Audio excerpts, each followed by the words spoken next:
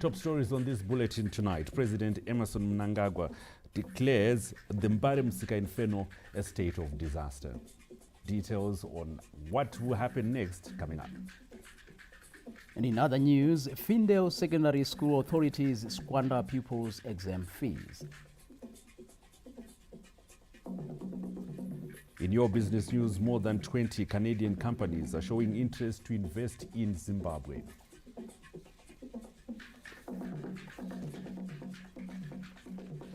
And later on in sport, football fans excited about Warriors' AFCON 2025 qualification prospects.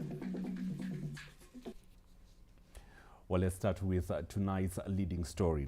President Emmerson Mnangagwa has received a special copy of a book written by former member of the Junior Parliament of Zimbabwe, Tinashe Ngirande.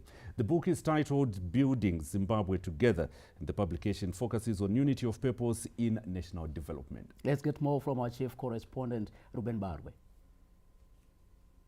A 22-year-old man, Tinashe Ngirande, has handed a copy of his book entitled, in a quote, Building Zimbabwe Together, end of quote, to the President, Comrade Emmerson Mnangagwa at State House in Harare. From every nook or corner of this country, people now know that the Second Republic's mantra is the development at personal level, community level, provincial and national levels.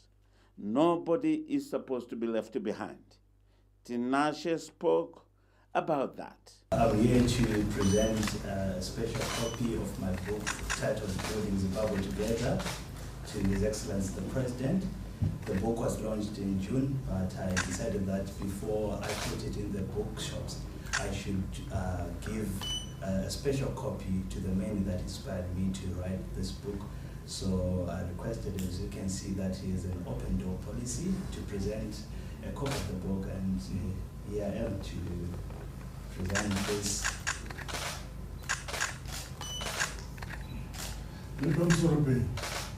The book talks about the importance of collaboration building Zimbabwe together.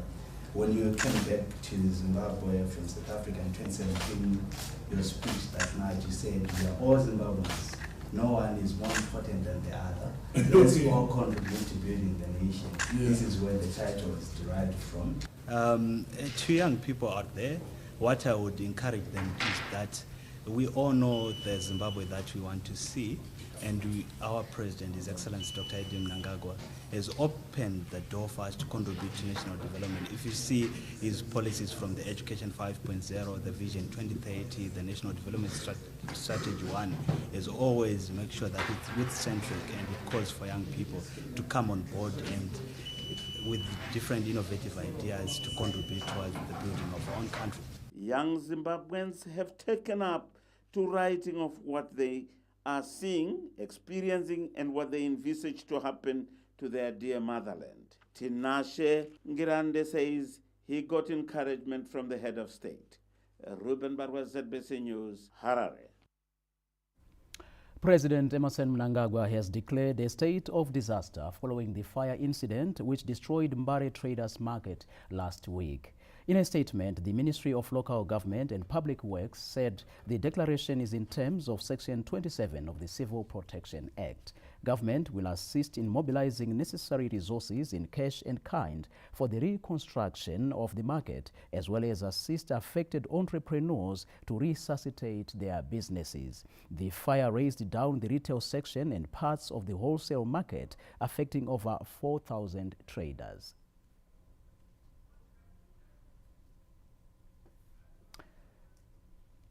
And now the government will assist affected traders and construct modern structures at Mbare after a state of disaster was declared following an inferno which razed down the facility last week.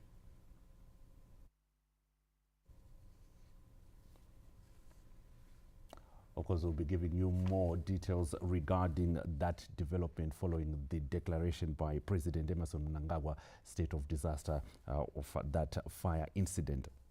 Now, the First Lady, Dr. Auxilia Mnangagwa's national GBV toll-free number 575 has led to the rescue of a younger miner who had been married off in violation of the country's laws.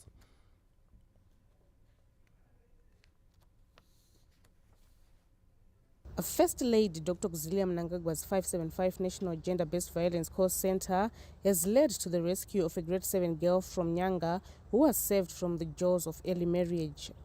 Through concerted efforts between Amai and the police, the girl who is pregnant was taken to a safe location where she is receiving counseling. The 575 toll-free line is in the office of the First Lady, who together with dedicated agents answers the calls before directing them to the relevant department for assistance after carefully listening to the call and determining the nature of the problem.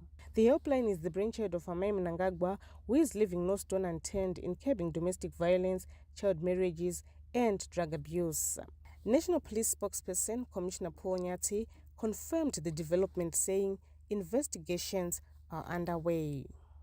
He said the police is grateful to the First Lady's efforts through 575 GBV call center and the awareness campaigns against child marriages throughout the country.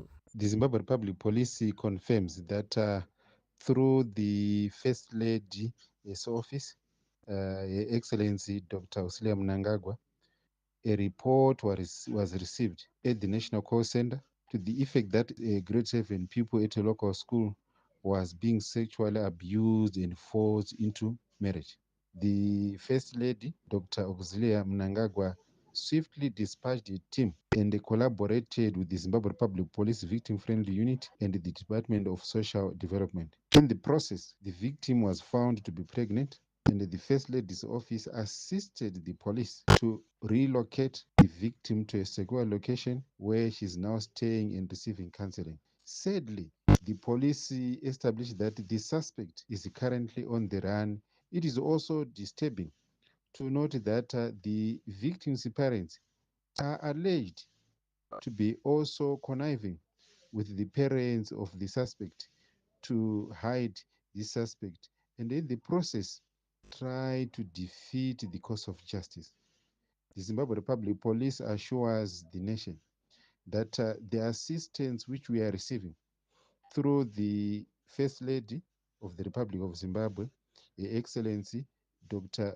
Kuzilia Mnangagwa, the toll-free facility number 575, we will ensure that all the cases which are being received, cases of child abuse, cases of early child marriages, cases of domestic violence, cases of rape are swiftly investigated and the law takes its course. Through 575, the First Lady's office follows given locations which are further forwarded to the Victim Friendly Unit and the Department of Social Welfare. According to Commissioner Paul Nyati, the police are looking for the suspect who is believed to be hiding in Harare. Commissioner Paul Nyati added that the victim and the perpetrator's parents were hiding information regarding the whereabouts of the suspect and in the process defeating the cause of justice. According to the police, child marriages are still rampant across the country. However, communities have taken heed to the First Lady's awareness campaign seriously, and communities across the country are becoming more proactive in reporting cases of child abuse and gender-based violence.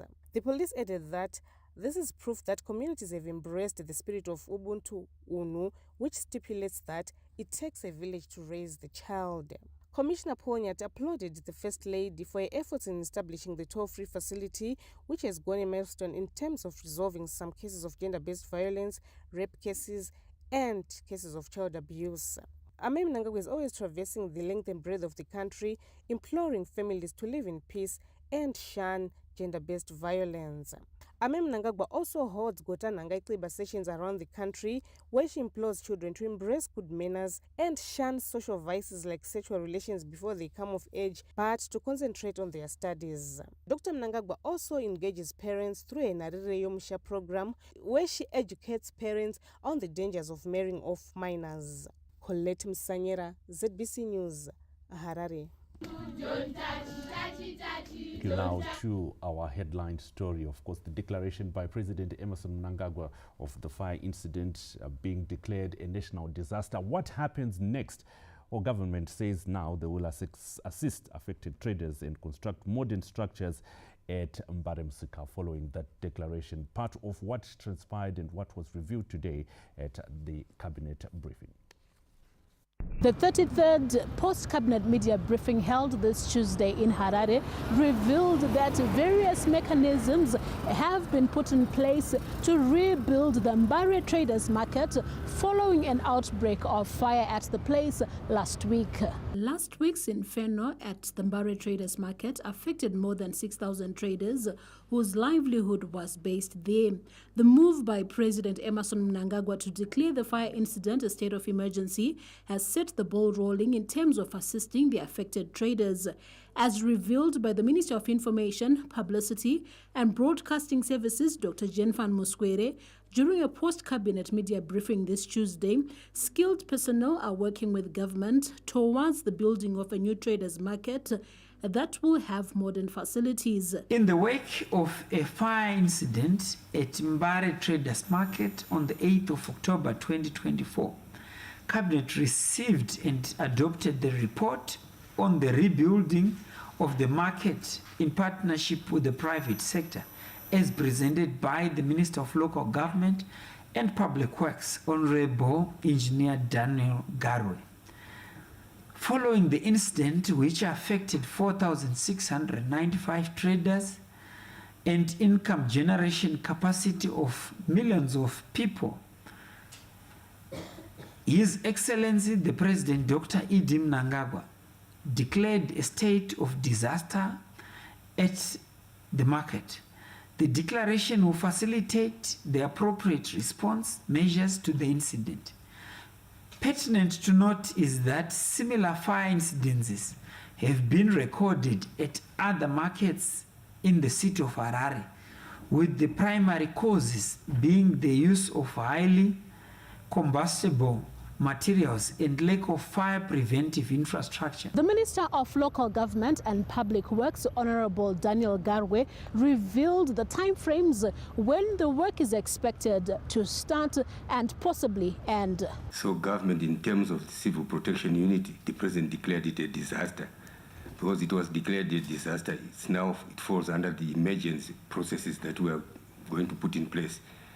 We want to start works after finalizing the documentation with the developer that we've identified as a matter of urgency. And we are hoping that within 14 days from today, works will have started in terms of the designing and the planning.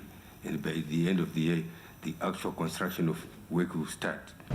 Following a dry 2023-2024 summer cropping season, expectations are that the 2024-2025 summer cropping season will be a better one given the projected good rains that are set to come. The Minister of Lands, Agriculture, Fisheries, Water and Rural Development, Honorable Dr. A.J. Masuka, also updated Cabinet on the 2024-2025 summer crops production plan, which was approved on 25 June 2024.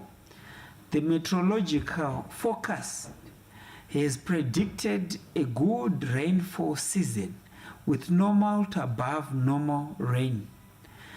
To further aid farmers in planning for the season, government issues planning, pre-planning and market crop prices at appropriate periods of the season. Accordingly, the pre-planting prices of maize, traditional grains and sunflower will be issued later this October, and for the first time ever, a cotton pre-planting price will also be announced. The summer plan aims to increase cereal production to 3,274,000. The overall production volumes of the major crops are expected to increase to 4 million metric tons. A total of 5.9 million plots have been prepared under the Pfumvudza Intwasa Presidential Agriculture Climate Proofing Input Support Scheme by 64% of the targeted farmers. The Minister of Lands, Agriculture, Fisheries, Water and Rural Development, Dr. Anges Masuka, also revealed measures government has put in place to protect the rural communities from opportunists who would want to purchase their head for a song given the current drought. Noting that we're going through the worst drought in 43 years, government put in place a drought mitigation strategy. In fact, we started with search and rescue, mitigation and resilience building. And in terms of rural communities, we identified that of the 5.7 million cattle, 2.7 million cattle will be at risk.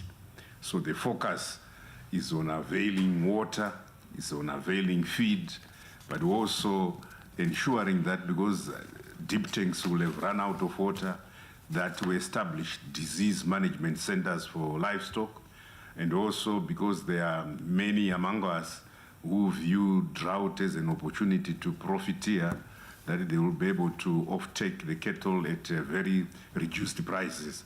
We then banned the sale of livestock at households and villages, and that this be done at these drought mitigation centers. Cabinet also discussed the Anti-Sanctions Day set to be commemorated in Bulawayo province. President Emmerson Mnangagwa is expected to make a keynote address on the day. Josephine Mugio, ZBC News, Harare. President Emmerson Mnangagwa has reassigned the Minister of Higher and Tertiary Education, Innovation, Science and Technology Development, Professor Emon Murwira, who now takes over as the Minister of Foreign Affairs and International Trade. The former Minister of Foreign Affairs and International Trade, Ambassador Frederick Shaba, has been assigned to the Ministry of Higher and Tertiary Education, Innovation, Science and Technology Development. The Chief Secretary to the President and Cabinet, Dr. Martin Rushwaya, said in a statement the reassignments are with immediate effect. Elsewhere, the Geopomona Waste Management Company has concluded its fact-finding mission in Botswana after touring landfills in Cameroon. The Geopomona tour started at the Ramotswa landfill just outside the capital Gaborone, where the challenges include obsolete landfill equipment. A senior environmental health officer gave an insight into the waste management site established in 2005. The waste that we are receiving here is mostly residential waste. It's not being sorted from the source. It just mixed up with paper, plastic cans, boxes, and some of the metals. Next on the program was the Gomabudu landfill south of the capital city, which poses huge environmental hazards to surrounding villages in the Kweneng District Council. As partners, we are looking for the private sector to come in with innovative ideas of tackling waste. So we may even settle for outsourcing the service entirely. The day was wrapped by an exit meeting led by the Geopomona team of engineers. Our landfills are managed by the local authorities. There's a gap, skills gap, there's a gap in terms of the management and the efficiencies, and the learning from Geopomona is that we do need to collaborate with private sector, and we are really looking forward to, and I hope and I know that we will be handheld by the government of Zimbabwe and by Geopomona going forward. So this has been an eye-opener for us, learning from our colleagues from Geopomona. Geopomona Waste Management Company Executive Chairperson and Chief Executive Officer Dr. Dile Shingwaya is convinced Botswana presents an opportunity to extend the project scope beyond Zimbabwe's borders. As Geopomona, we are showing what Zimbabweans are doing. As I said before, this project is the first of its kind in Southern Africa. So we are putting Zimbabwe on the map. We are very grateful from His Excellency, the President of the Republic of Zimbabwe, Comrade Dr. Emmerson Mnangagwa, for facilitating this visit and also invite his colleague to Geopomona to showcase what we are doing. So after that, these are the results of the SADC. summit. In terms of waste management, I'm very happy that we are going to showcase whatever good solution to the government of Botswana in terms of waste management solution. We have the new technology in terms of waste to energy. We have new technology in terms of water treatment plant. We have new technology in terms of landfills. They've appreciated the challenges they are facing with the way they are managing their waste, or rather they are not managing their waste. Because most of the facilities, initially they had been started as landfills, but for many reasons they degenerated into dump sites. And there is the realization that they need to change course, and they are very keen to work with Zimbabwe to rectify the way they are doing waste management and adopt more modern, sustainable ways of waste management. It emerged that a delegation from Botswana will soon visit Zimbabwe for a benchmarking tour of the Geopomona waste-to-energy project to establish parameters of cooperation. Owen Mandova, ZBC News. The Presidential Title Deeds and Regularization Program is in motion, with more than 1,000 people from Epworth having benefited. This comes at a time when there are indications that an additional 10,000 people are set to receive their title deeds. In addition to over 1,000 residents who have already received the title deeds in Epworth, another 10,000 residents are set to benefit from the Presidential Title Deeds and Regularization Program. This was confirmed by the Deputy Chief Registrar of Deeds, Mrs. Elizabeth Nyagura, in Harare this Tuesday. We've so far issued 1,000 title deeds to Epworth beneficiaries, and as of now we have more than 9,000 beneficiaries from Epworth. We have already signed their offer letters and are now awaiting the issuance of title deeds. And we also have, we are now working with two areas, priority areas, Epworth, and we've also moved into Chitungwiza. Estate Agents Council of Zimbabwe Chairperson Mr. Nico Koipa raised concern about the growing number of bogus estate agents, while government reiterated its commitment to protecting citizens from these notorious individuals. The proliferation of bogus estate agents. These are people who want to trade as estate agents without being trained, experienced, and registered. The law in the country requires that for anyone to provide this kind of service to third parties, requires one to be trained and registered with the Estate Agents Council. Yes, the government, we are doing a lot to ensure that we assist in that regard. As you are well aware, the government is in the process of digitizing the deeds. We are going to have deeds which are digitized, and you know, this will go a long way in assisting and protecting the general public from being fleeced from their hard-earned currency. The program was launched by President Emmerson Mnangagwa in Epworth last year. Peter Chivima, ZBC News, Harare. Now, Zimbabwe's bid to join the BRICS community continues to drive the country's engagement and re-engagement policy that seeks to grow the economy and respond to illegal sanctions imposed on the country. In an interview with Russian news agency Sputnik during the 8th Broadcast and Digital Media Convention in Namibia recently, the Minister of Information, Publicity and Broadcasting Services, Dr. Jenfan Muswere, said the BRICS platform is ideal for Zimbabwe's growth trajectory. Part of the re-engagement and engagement agenda also includes joining and working closely with other progressive organizations such as BRICS and many other institutions for us to be able to be part of an all-inclusive international relations ecosystem across the board. And the joining of BRICS has so many numerous advantages. We share so many historical ties with most of the countries in BRICS, and it can also be a platform for us as a country in terms of trade.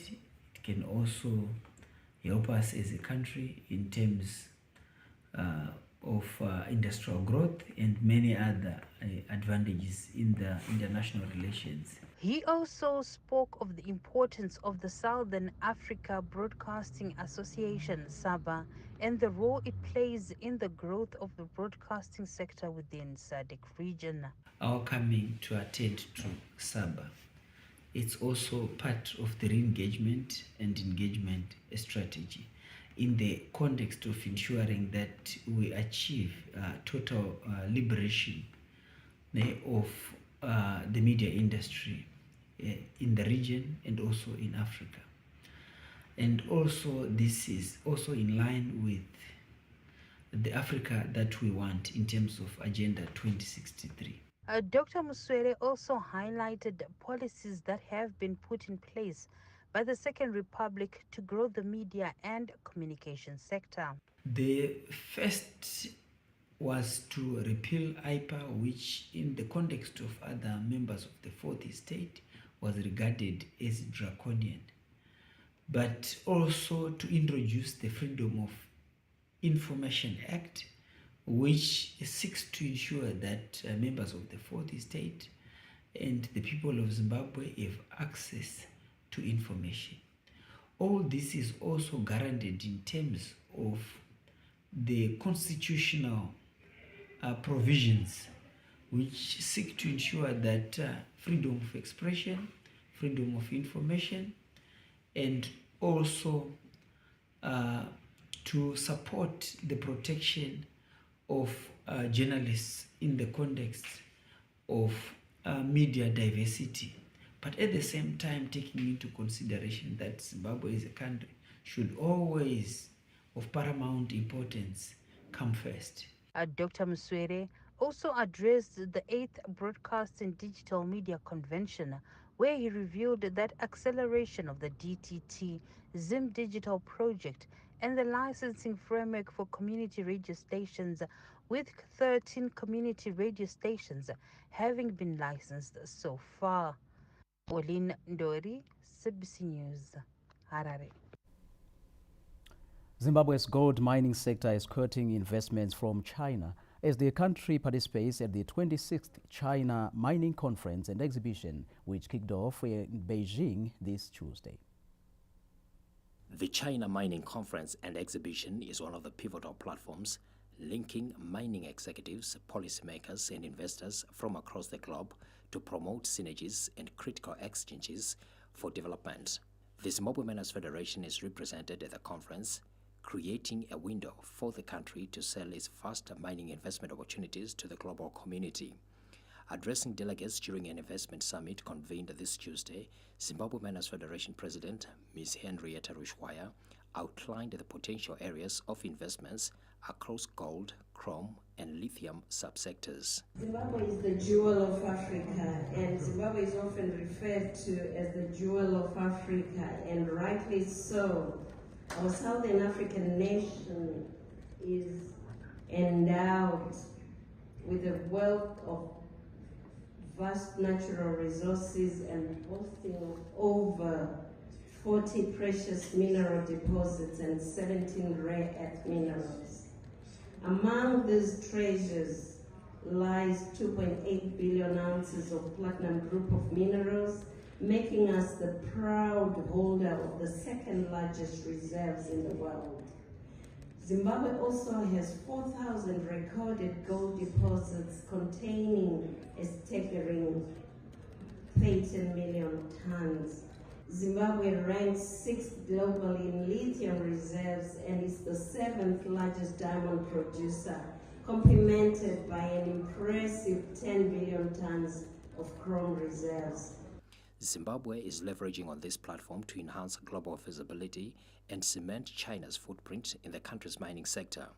According to official statistics, China has pumped over $1 billion in Zimbabwe's lithium mining sector, with a similar amount directed to chrome mining. The China Mining Conference and Exhibition brings together at least 5,000 delegates from across the world to explore innovative pathways for enhancing mutual areas of cooperation.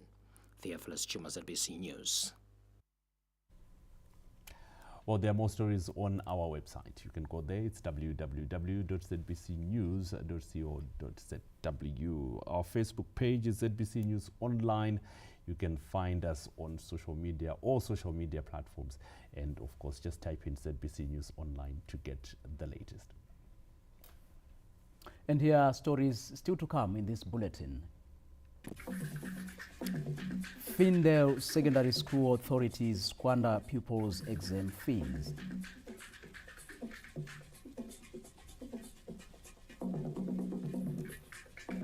In business, more than 20 Canadian companies show interest to invest in Zimbabwe.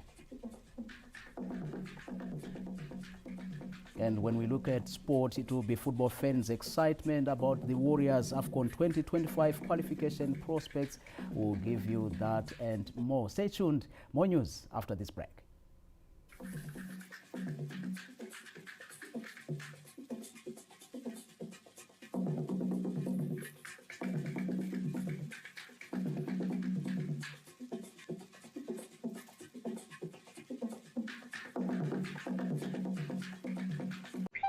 Insufficient credit to make this call. That's what you think. Yes. Now, all you need to do to get more talk time and SMSs is to buy any 2-liter Pepsi, Mountain Dew, 7-Up, and Mirinda in the Peel and Win 2-liter promotion. So buy, peel, and win today. This is the right choice, Zimbabwe.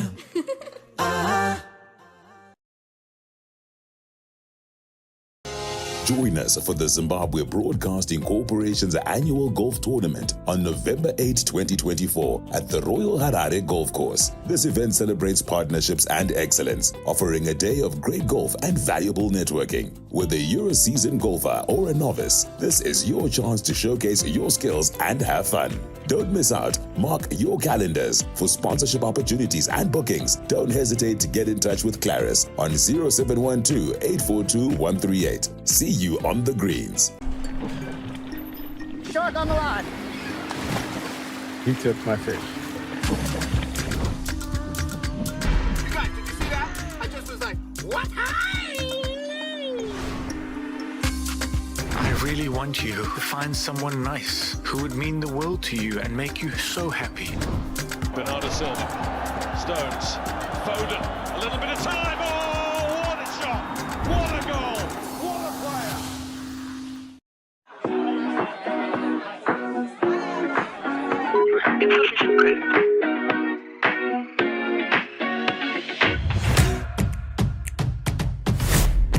Buy any 2-liter bottle of Pepsi, 7-Up, Mirinda, or Mountain Dew. Peel off the label and follow the instructions under the label to win your instant Econet talk time or SMS. This is the right choice, Zimbabwe.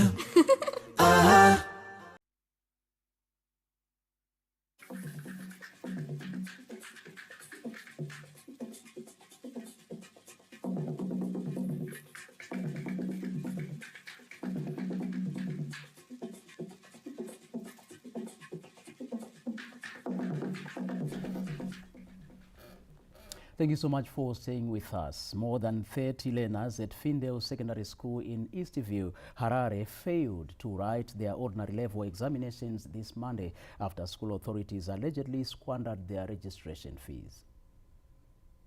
Chaos erupted at Findale Secondary School in Eastview, Phase 6, Harare, after 36 students failed to write O-level examinations on Monday after it emerged that they had not been registered for the exams.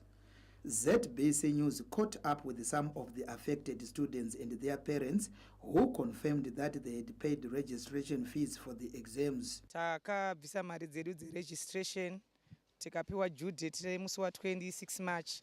So pakazosvika 26 March takanga tatopedza kubhadhara mari dzedu dzema exams. So later on we find out kuti vana vana ma statement of entry ndobva tapa pressure kuti ma statement of entry auye. Achingoti iye zvinhu zvedu zviri kufamba zvakadi zvakanaka. Ndobva kwazouya zvimafomu zvanga zvakangonyorwawo zvimwe zviya of which zvanzi zvine ma errors. Ndobva ati return back ma forms iwayo abva adzokera. Ndiri kurwadziwa ndiri mumwe ane mwana anga achidzidza kuchikoroko. Izvozvi kana mari chaiyo handina, handitozivi kuti ndinoiwana kupi. Pane munhu akaenda nezuro mubereki akaenda, vari kuti nyaya takainzwa but iye haana kukwanisa semunhu akanga ari unoshandisa vanhu vakanga vane senda nhamba. Iye haana kukwanisa kuendesa mari kusenda nhamba. It is a sad story of shattered dreams after the students were turned back on Monday morning as others wrote mathematics paper 1. Ndikurwadziwa zvakanyanya nekuti tanga takagadzirira kuti tinyore. Nezuro ndatombonyora pamasubject achati tinonyora ndokakosha. Ndikurwadziwa zvakanyanya nokuti taiverenga tisingarari. Efforts to get a comment from the alleged owner of the school, only identified as Mr. Zivanai, were futile as his mobile phone was unreachable. Director Communication and Advocacy at the Ministry of Primary and Secondary Education, Mr. Taunga Nandoro, expressed concern over the worrying trend. The Honorable Minister of Primary and Secondary Education, Honorable Dr. Torerai Moyo, is on record for saying it now and again that parents should be wary of sending their children to schools that are not registered. These are some of the consequences that we then face, and pupils end up failing to write examinations. It also emerged that Findeo is not a ZIMSEC examination center, and the school had reportedly collected examination fees under the impression that the learners would be registered at another center. Peter Jivima, ZBC News, Harare. Oh, that's a very sad story.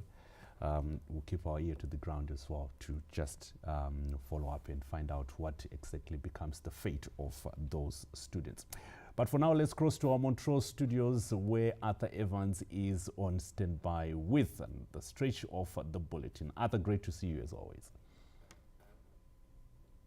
Thank you so much, Butler. Well, previously we were speaking about learners. Is there hope in the future of Zimbabwe in the light of illegal sanctions? Well, the answer is yes. Government says that the Second Republic has excelled in various sectors despite the illegal economic sanctions imposed on the country by the West for 2 decades.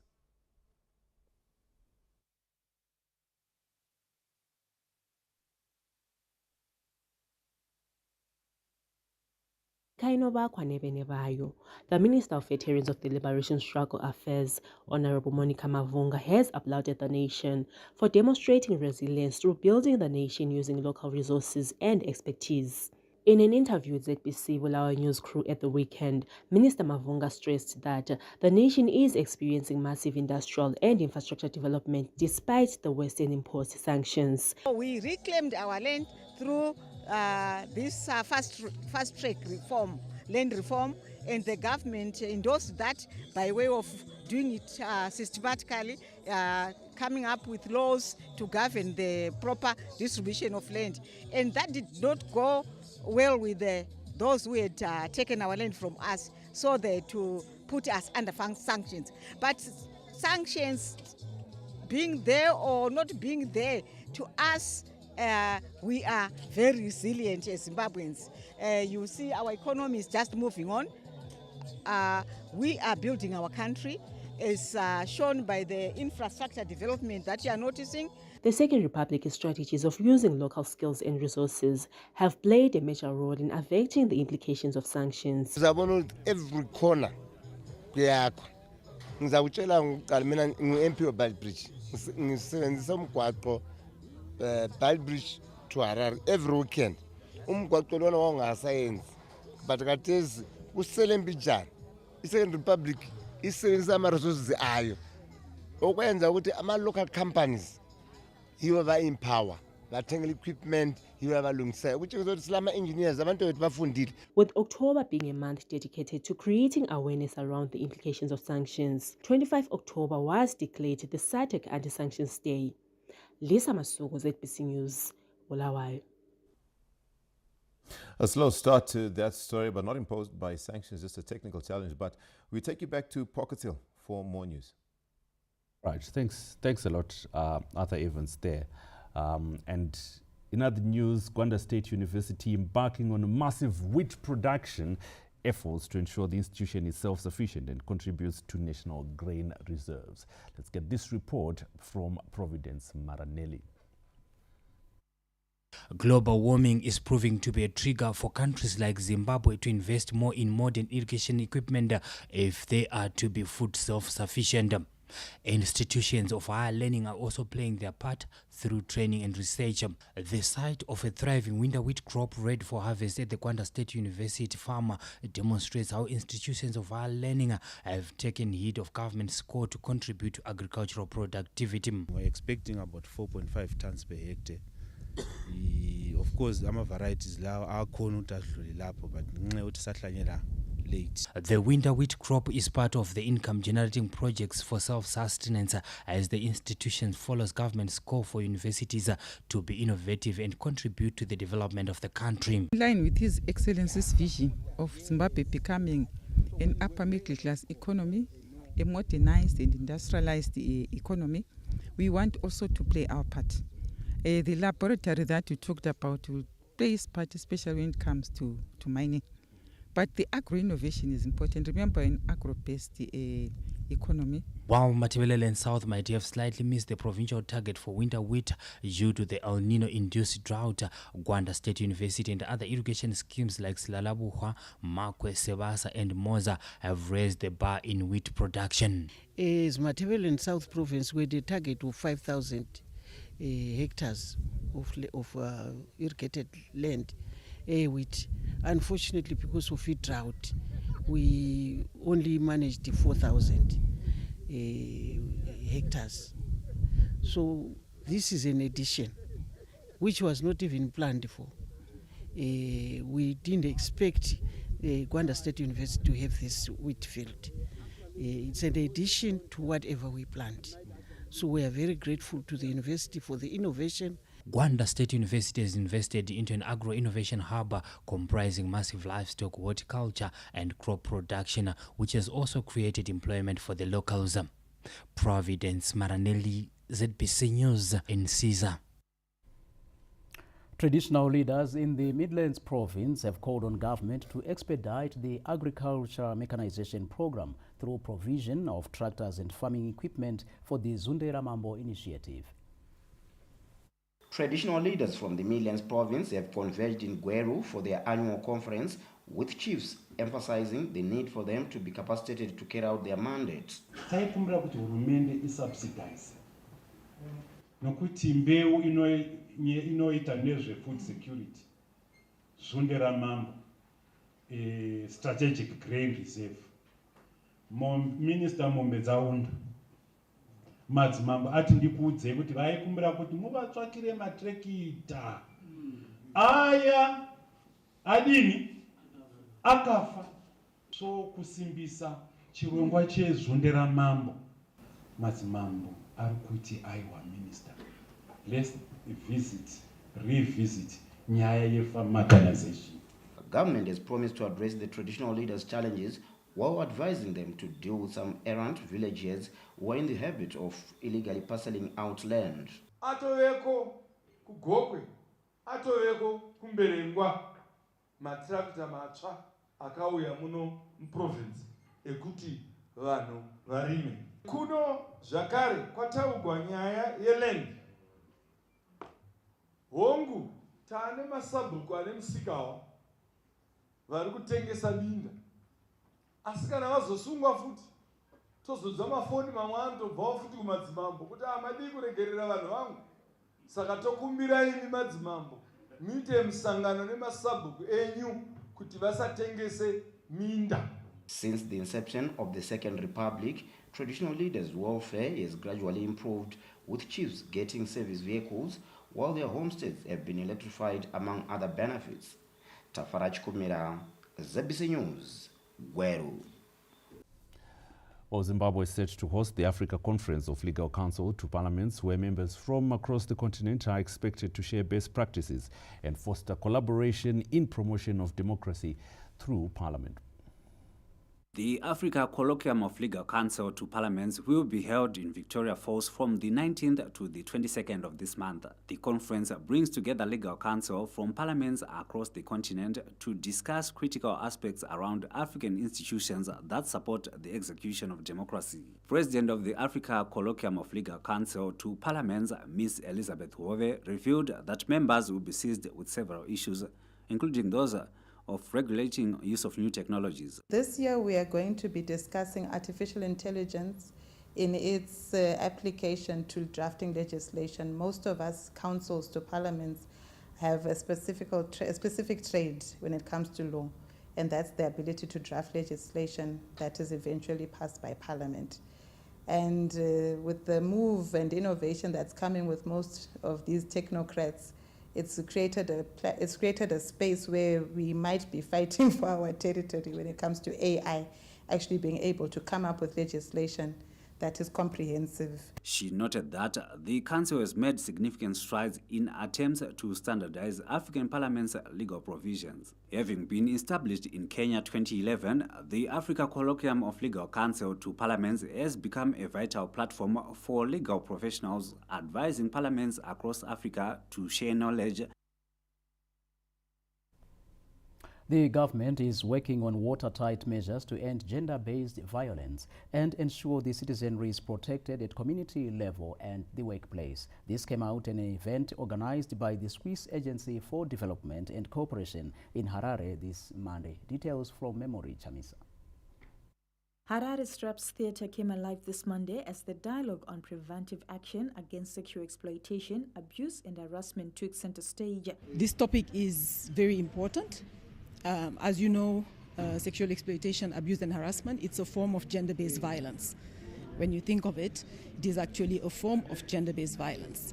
Why is it important for all of us to understand it? It's because it is dealing with the dynamics in the world of work. And we know that as more and more young women, young girls are entering the workforce, it is very important for them to know what are the mechanisms there to protect them.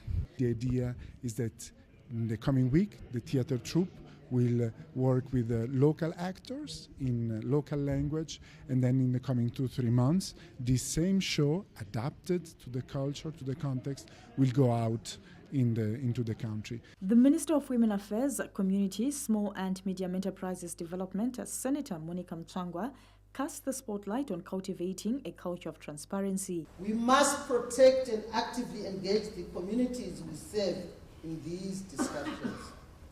And this is what we were told even by Ambassador. The policies and strategies needs to be communicated to the community so that each and everyone can actually benefit from these policies and strategies we come up with. Switzerland's ambassador to Zimbabwe, Mr. Stephanie Ray, reiterated the need for concerted efforts in addressing sexual harassment and gender-based violence. The prevention of sexual exploitation and abuse is a matter for everyone, and we may have different understandings of the issues at hand, and that's why it's very important to bring the community, the legal framework, and the employers, employees at all levels together just to address this issue. According to the United Nations Center for Research on Women, 50% of women face the risk of sexual harassment, violence and discrimination in the workplace in their lifetime. Memory Chamisa, ZBC News, Harare. Now, the state has filed a notice to the High Court opposing an application by Harare businessmen Moses Mpofu and Mike Chimombe for their case to be referred to the Constitutional Court. Mike Chimombe and Moses Mpofu had approached the High Court seeking their matter to be referred to Constitutional Court, arguing that it was before the wrong court. The duo went on to raise 17 constitutional issues claiming that their constitutional rights had been violated.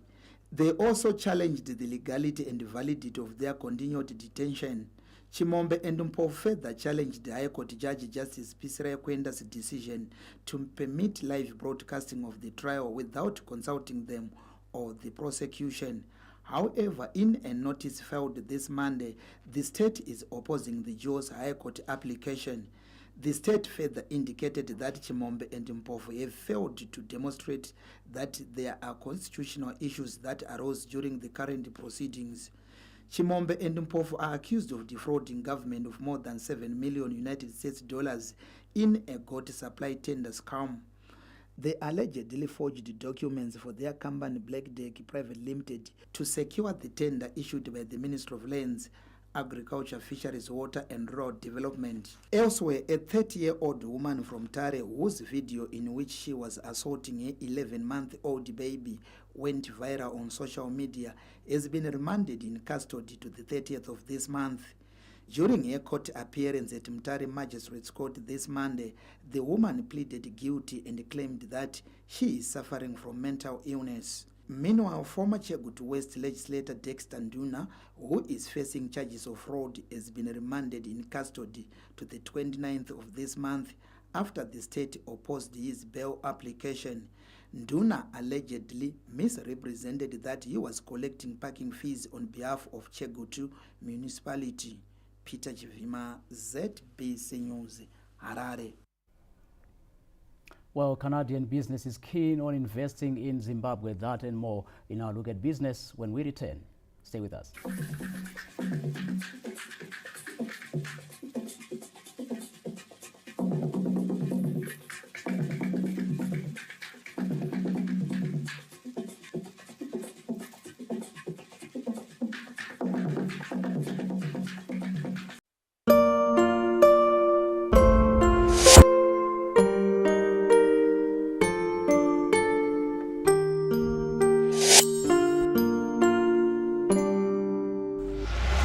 If you drink, be responsible. Join us for the Zimbabwe Broadcasting Corporation's annual golf tournament on November 8, 2024 at the Royal Harare Golf Course. This event celebrates partnerships and excellence, offering a day of great golf and valuable networking. Whether you're a seasoned golfer or a novice, this is your chance to showcase your skills and have fun. Don't miss out. Mark your calendars. For sponsorship opportunities and bookings, don't hesitate to get in touch with Claris on 0712-842-138. See you on the greens. Want to pay for your DSTV account or renew your DSTV subscription? Dial *151# to pay for your DSTV with your EcoCash USD wallet anywhere, anytime, and get connected instantly. No need to wait in a queue or ask anyone to pay for DSTV anymore. To subscribe for your DSTV package with your EcoCash USD wallet, simply dial *151#, select USD currency, select Make Payments, select Direct Payments, select Pay DSTV, select Renew Subscription, and you will be connected instantly. Live life the EcoCash way.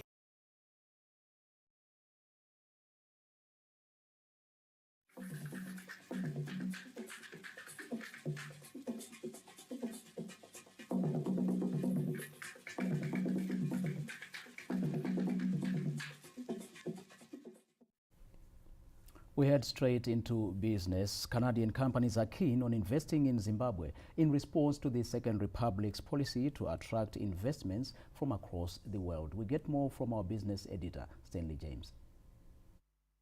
The third Canada-Africa Business Conference currently underway in Zimbabwe has seen several Canadian companies in various fields such as finance, mining, agriculture, energy, retail, and distribution showing interest in setting up projects in the country. We're here to help Zimbabwe develop their natural resources. Very importantly, our technologies are all very low impact. Sometimes natural resource development results in damage to Mother Earth unnecessarily. People cut down trees, move dirt, dig up, drill holes, and there's nothing there. We have the tools to identify exact areas where there's potential. Fundamentals are here, and I'm primarily interested in finance, farming, and housing. And so I think the biggest challenge, but also the biggest opportunity that we've got here on the continent, and Zimbabwe is a prime example, is how do we feed and house the next billion people here in Africa? The potential is there. We are just finishing a project with Zimplats. For example, we expanded the platinum facility, a very complex project that we're just busy commissioning now, as an indication to me that there's a bright future in Zimbabwe. Canada's ambassador to Zimbabwe, His Excellency Adler Aristide revealed a commitment to investing in Zimbabwe. Well, we're here to support Zimbabwe and its people. We're here to support the development of the country, and to us, that means advancing our economic cooperation with Zimbabwe. So we have here today 25 Canadian companies eager to explore opportunities to do business. Zimbabwean authorities outlined the importance of Canada as a strategic partner. I think this is a very positive for the country. It's a call to Zimbabwe's open for business, which His Excellency has expressed internationally and locally as well. So to get a large group of investors coming from Canada to Zimbabwe to see for themselves these opportunities, I think it's good for the country. The third Canada-Africa Business Conference has also created a platform for Zimbabwe to explore ways of increasing bilateral trade ties with Canada. Stanley James, ZBC News, Harare. I'll look at business news there, that report from Stanley James. Well, in the arts, culture and entertainment, Jamaican reggae sensation Burning Spear, well, he's expected to jet into the country tomorrow for that show at the Glamis Arena on Friday. But guess what? A lot of people are also building up to it with the Jamaican cuisine, commonly referred to as ital. The link between Africa and Jamaica is an open secret. But what is even more intriguing are the similarities in culture. The interconnectedness has been reignited by Jamaican reggae sensation Burning Spear's One People Africa tour at the Glamis Arena in Harare on Friday.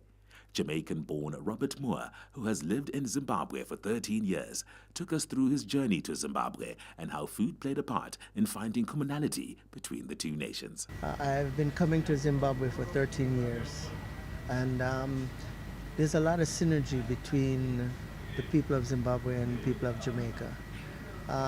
The way we look at life, our goals, our day-to-day experience, and you know, the way that we all communicate, whether we're in Jamaica or whether we're here, is through food, good music. And being here, you know, my first experience of coming to Zimbabwe after leaving the airport, I heard Sizzla playing in the marketplace, and I said, Sizzla? Moore added that food consumed by Jamaican people is infused with healing elements that contribute to a healthy lifestyle. Sorrel is a plant, and we take that plant that's in Jamaica, and you have it here, and we boil it. It extracts a beautiful juice, red juice from it.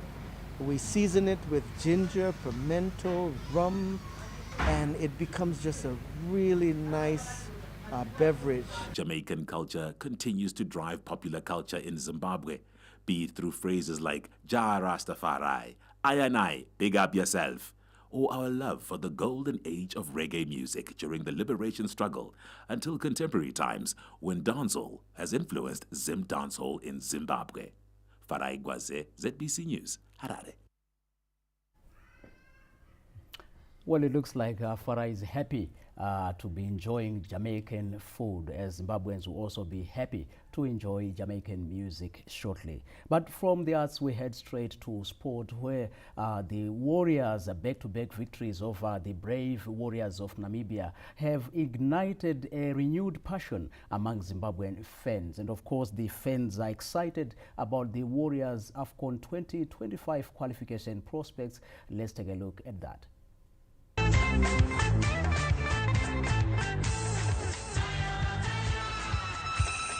Zimbabwe are on the brink of qualifying for the 2025 Africa Cup of Nations after collecting 6 points in 2 matches to take their points tally in Group J to 8. The Warriors are just 2 points behind the group leaders Cameroon and enjoy a 4-point cushion over third-placed Kenya. The last 2 qualifiers against Kenya and Cameroon will be played in November, and Zimbabwe need just a point from the 2 matches to qualify for AFCON 2025. A point from the match against Kenya in November will see Zimbabwe moving to 9 points, which will be unassailable for the East Africans. With the top 2 teams in each group qualifying for the continental showpiece, the Warriors have destiny in their own hands. Keep on doing what we've been doing. Obviously, they're going to come with everything. They got to play like a final, but for us now, it's just important to go. The guys that are going back need to just also keep pushing at their clubs to get the game fitness. And also, unfortunately, today Brandon got injured, and Mbare also could not play because of other commitments with his club. But I think overall we have a good team. We just need to remain grounded and keep on pushing. Head coach Michael Nessa, who is yet to lose a match in 4 outings, is impressed with his charges. We would still, even if we would have lost, we would have had still in our own hands. But we wanted the target changed a little bit. We wanted to be in a good position. So we adapted our objective a little bit. We wanted to have it in our own hands in a good position. But nothing is won yet. Yeah, I can just warn everybody to. We can be happy, excited for today. Cameroon have already qualified for the 2025 AFCON in Morocco, and the battle is now between second place Zimbabwe and Kenya, who are in third. Namibia, who have lost all their 4 matches so far, are out of contention. Meanwhile, Zimbabwean football fans and former players have been impressed by the Warriors' back-to-back victories over Namibia, which left them on the verge of qualifying for the 2025 Africa Cup of Nations. The 3-1 victory over Namibia at Orlando Stadium in South Africa this Monday was what the nation was waiting for as Zimbabwe Warriors demolished the Brave Warriors of Namibia in a Group J AFCON qualifier. Former Warriors midfielder Johannes Ngozo led other former players and football stakeholders in congratulating the national team for raising the country's flag high. I think, especially in the second half, gear and then performance allowed to want to have fun and they had to be serious in the game, then especially in the second half. Second half was changed, anger, even the Pasana to be Pasana. We are very, very happy about the performance of boys yesterday. They played very, very well, 100% correct. But our main challenge is a country. The guys who are leading us in football, we are supposed to be having our own stadium in Zimbabwe. If it was National Sports Stadium, maybe we're going to score 5 or 6 goals. Firstly, I would like to say congratulations to our Warriors, our national team. They played very well, they did well. Fans have also joined in the friends with the 12th man convinced that coach Michael Nis has brought back the Zimbabwean brand of football. Yeah, we have made progress. Coach Minuano. Improvement, even the type of play time struggle gobora, but now we have very good chances to qualify going to AFCON. The Warriors are second in Group J with 8 points, 2 behind leaders Cameroon and 4 ahead of third place Kenya. The whole nation is happy. Well, Dynamos will be looking to the Chibuku Super Cup, where the defending champions face Yada in a rescheduled quarterfinal match. That match will be played at Rufaro Stadium tomorrow. Inconsistency has derailed Dynamo's Castle Lager Premier Soccer League title hopes, leaving them 22 points behind the log leaders Mbare. The Harare Giants are now looking for solace in the Chibuku Super Cup.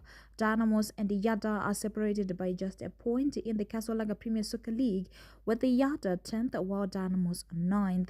This slender gap underscores the intensity of the Chibuku Super Cup quarterfinal clash, where the winner will secure a semi-final berth against Manyika Diamonds. Dynamos and the Yada have met twice this season, with the Dynamos winning 1-0 and the other match ending in a stalemate.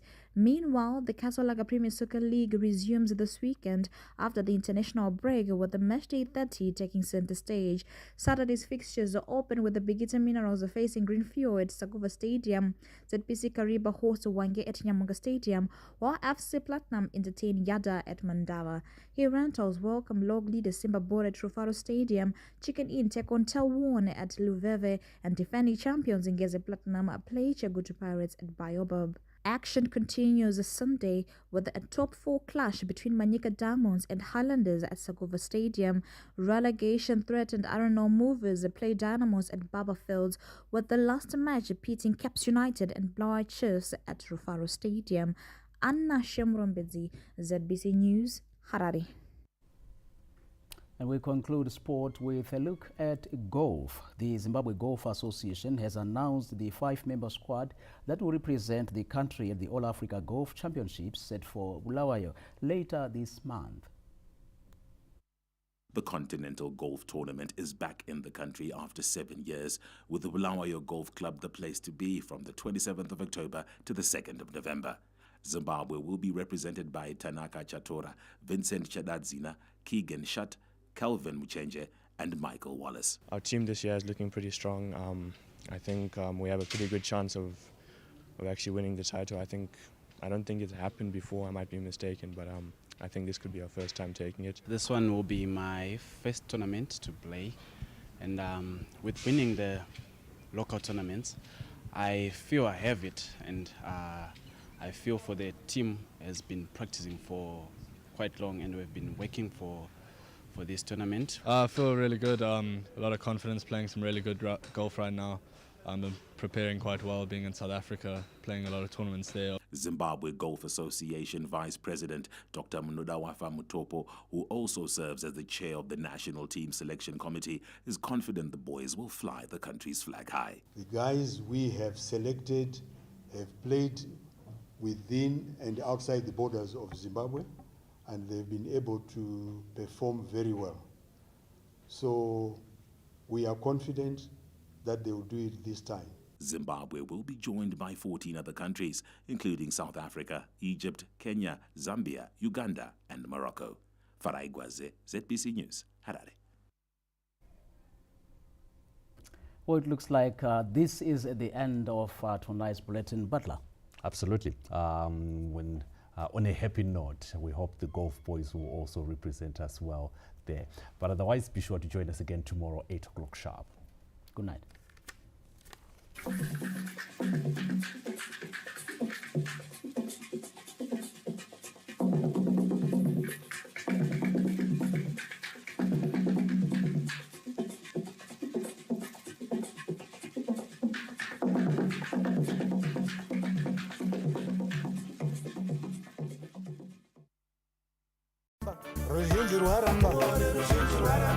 Zimbabwe yaramba, Zimbabwe yaramba, Zimbabwe yaramba. Police the police, guard the guard, chair the chair, chef the chef. Thank you so